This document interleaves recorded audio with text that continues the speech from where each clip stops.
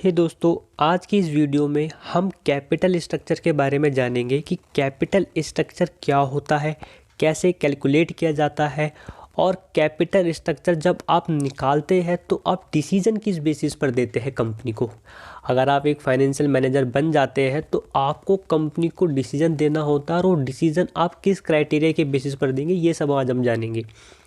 उससे पहले capital structure का मतलब जानते हैं। कैपिटल स्ट्रक्चर का मतलब होता है एक मिक्स, ऐसा ऑप्टिमल मिक्स जो कि कंपनी के लॉन्ग टर्म सोर्स को जो कि कंपनी यूज़ कर रही है लॉन्ग टर्म सोर्सेज को, उसको मिलाकर बनाया जाता है। कैपिटल स्ट्रक्चर एक ऐसा मिक्स होता है कंपनी के लॉन्ग टर्म सोर्सेज का जो कि कंपनी यूज़ कर रही है। कंपनी दो लॉन्ग टर्म सोर्सेज यूज़ करती है, पहला डेट, दूसरा इक्विटी। डेट जो कंपनी ने आउटसाइडर से लिए हैं पैसे, इक्विटी जो कंपनी ने खुद ने लगाए हैं पैसे, यानी कि शेयर होल्डर के पैसे। और कैपिटल स्ट्रक्चर निकालने की जो हमें नीड होती है ना, वो कंपनी की इसलिए होती है ताकि कंपनी अपने शेयर होल्डर की वेल्थ को मैक्सिमाइजेशन कर पाए। एक अच्छा कैपिटल स्ट्रक्चर होना कंपनी के वेल्थ मैक्सिमाइजेशन का एक सबसे बड़ा रोल प्ले करता है। अगर आपका कैपिटल स्ट्रक्चर अच्छा है तो आपकी वेल्थ मैक्सिमाइजेशन होगी, इसलिए ही कंपनी कैपिटल स्ट्रक्चर अच्छा चाहती है और इसको निकालती है। आपके सामने ऑप्शन दे रखे हैं डेट और इक्विटी। पहले ऑप्शन में आपको देखें तो इक्वली दे रखा है, 5 लाख डेट और 5 लाख इक्विटी। दूसरे ऑप्शन में देखें तो 1:4 का रेशो दे रखा है, जिसके अंदर डेट 2 लाख रुपए है और इक्विटी 8 लाख रुपए है। और ऑप्शन सी में देखा जाए तो इसमें आपका जो डेट दे रखा है वो आपको 8 लाख दे रखा है और इक्विटी आपको 2 लाख रुपए दे रखा है। डिसीजन आप दो बेसिस पर देते हैं। पहला, अगर आपकी ओवरऑल कॉस्ट ऑफ कैपिटल जो मिनिमम आएगी तो वो आपके लिए बेस्ट ऑप्शन होगा, और दूसरा, अगर आपकी वैल्यू ऑफ फर्म मैक्सिमाइजेशन होगी वो आपके लिए बेस्ट ऑप्शन होगा। वैल्यू ऑफ फर्म निकालते कैसे है, value of equity plus value of debt कर देंगे तो आपकी वैल्यू ऑफ फर्म आ जाएगी। वैल्यू ऑफ इक्विटी को निकालने का फॉर्मूला होता है net income divide by cost of equity. और नेट इनकम कैसे कैलकुलेट की जाती है, नेट इनकम कैलकुलेट की जाती है EBIT माइनस इंटरेस्ट, आपकी इक्विटी नेट इनकम आ जाती है। और वैल्यू ऑफ डेट कैसे कैलकुलेट किया जाता है, वैल्यू ऑफ डेट को कैलकुलेट करने का फॉर्मूला होता है interest divide by cost of debt. इससे आपकी वैल्यू ऑफ डेट आ जाएगी और वैल्यू ऑफ डेट और वैल्यू ऑफ इक्विटी को ऐड करने से आपकी वैल्यू ऑफ फर्म आ जाएगी। Weightage average cost of capital, यानी कि ओवरऑल कॉस्ट ऑफ कैपिटल निकालने का भी एक फॉर्मूला होता है जिसमें आप वैल्यू ऑफ फर्म को डिवाइड कर देते हैं EBIT से। इससे आपकी weightage average cost of capital आ जाती है। आइए इसको हम एक प्रैक्टिकल एग्जांपल से समझते हैं, जिसमें आपको नंबर ऑफ इक्विटी शेयर 25,000 रुपये दे रखे हैं, जिनकी फेस वैल्यू 100 रुपये है, और आपको डिवेंचर दे रखे हैं 10% जो कि 20 लाख रुपये आपको दे रखे हैं, और आपको EBIT भी गिवन है इसके अंदर 5 लाख रुपये। और क्वेश्चन में आपको कॉस्ट ऑफ इक्विटी दे रखी है जो कि 15% है। अब कंपनी चाहती है अपना कैपिटल स्ट्रक्चर चेंज करना ऐसे ऑप्शन में।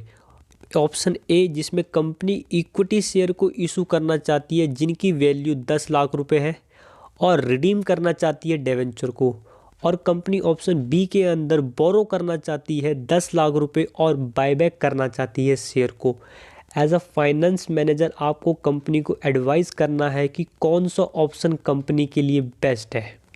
अब हम प्रैक्टिकल केस में जान लेते हैं इसको प्रैक्टिकली कैसे कैलकुलेट करना है। जैसे आपको इक्विटी शेयर कैपिटल दे रखी है, इसको निकालने का फॉर्मूला है इक्वल, और जो आपको इसके अंदर number of share equity share दे रखे हैं वो आपको 25,000 रुपये दे रखे हैं।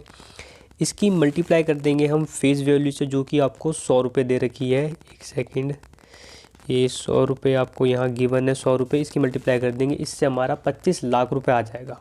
और 10% डिवेंचर आपको 20 लाख रुपए के ऑलरेडी क्वेश्चन के अंदर गिवन है।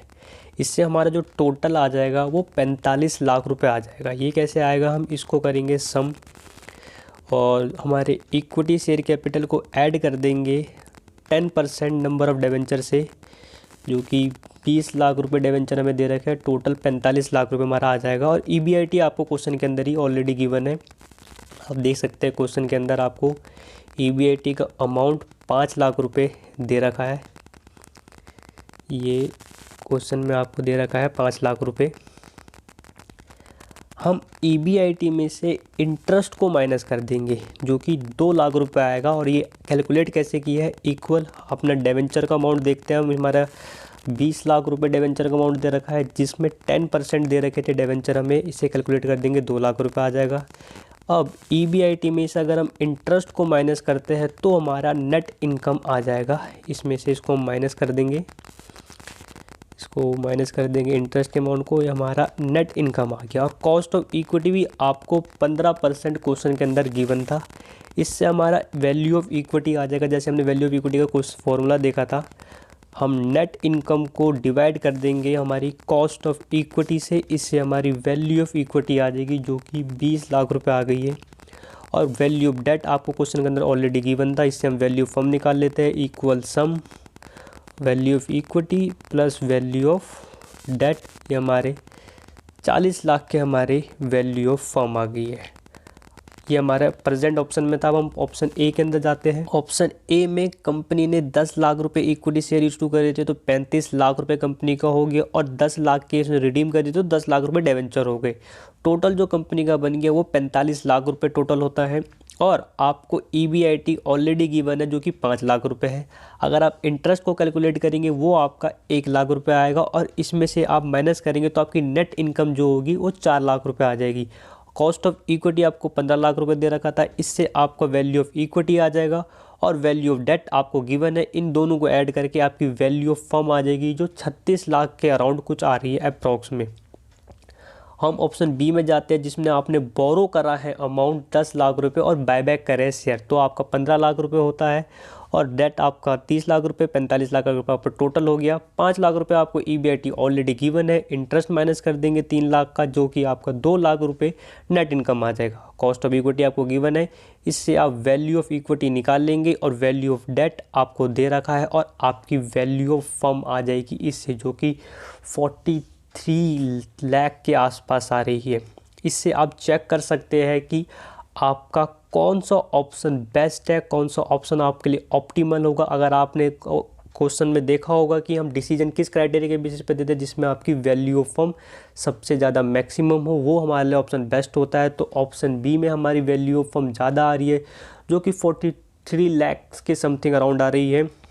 तो इस हिसाब से अगर हम ग्राफ में भी देखें तो आप देख सकते हैं ऑप्शन बी हमारे लिए बेस्ट है। और इसलिए हम कंपनी को सजेस्ट करेंगे कि वो ऑप्शन बी को सजेस्ट करें, क्योंकि इससे वैल्यू ऑफ फर्म जो है कंपनी की वो ज़्यादा आ रही है, और ये ऑप्शन कंपनी के लिए बेस्ट होगा।